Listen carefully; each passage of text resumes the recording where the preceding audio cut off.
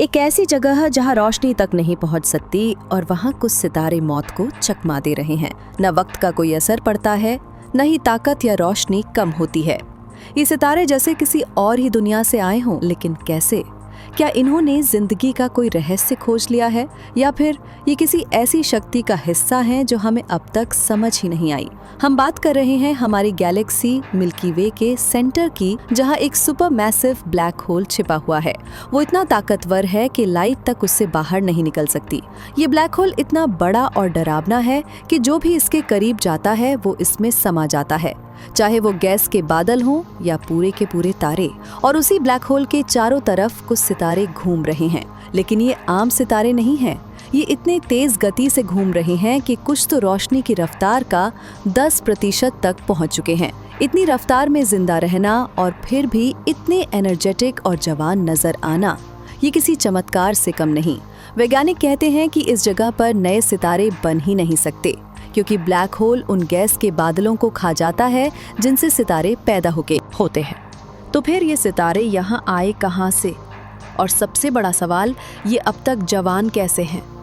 क्या इन्होंने वक्त का सिस्टम ही तोड़ दिया है? ये सवाल वैज्ञानिकों को चैन से सोने नहीं दे रहे।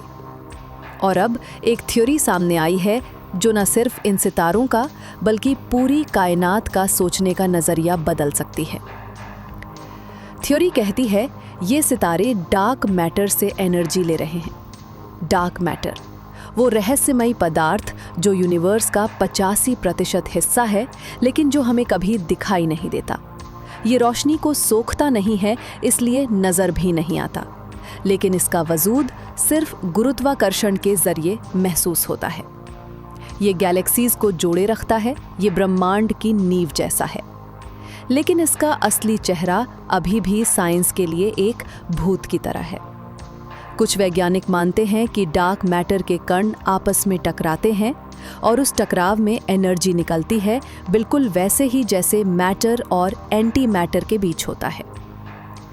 अब सोचिए, अगर कोई सितारा ऐसे इलाके में हो जहां डार्क मैटर बहुत ज़्यादा हो और वो इस मैटर को अंदर खींच ले, और फिर अंदर ही उसके कण टकराएं और एनर्जी पैदा करें, तो उस सितारे को जिंदगी की एक नई सप्लाई मिल जाती है। और यही हो रहा है हमारी गैलेक्सी के सेंटर में।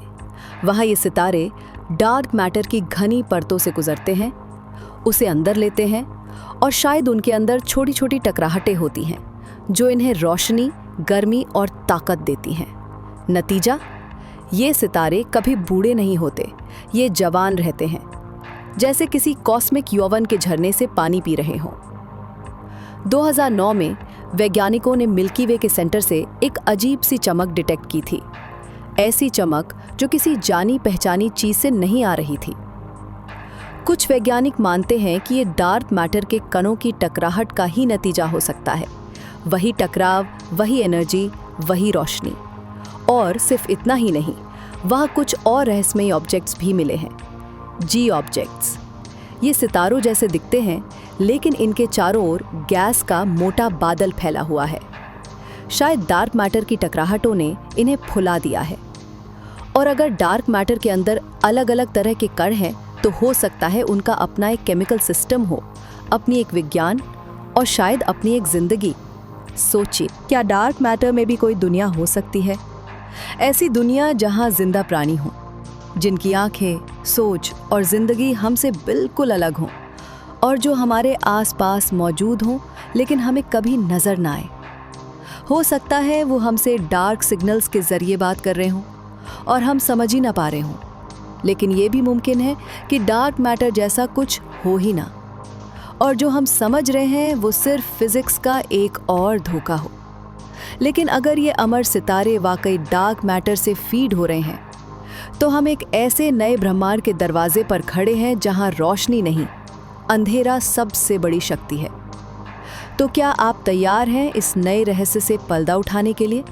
अगर आपको स्पेस, साइंस और ऐसी ही रहस्यमयी कहानियां पसंद है, तो वीडियो को लाइक करें, चैनल को सब्सक्राइब करें और कमेंट्स में बताएं, क्या आप मानते हैं कि डार्क मैटर में जिंदगी छुपी हो सकती है, या ये सब एक शानदार कल्पना है?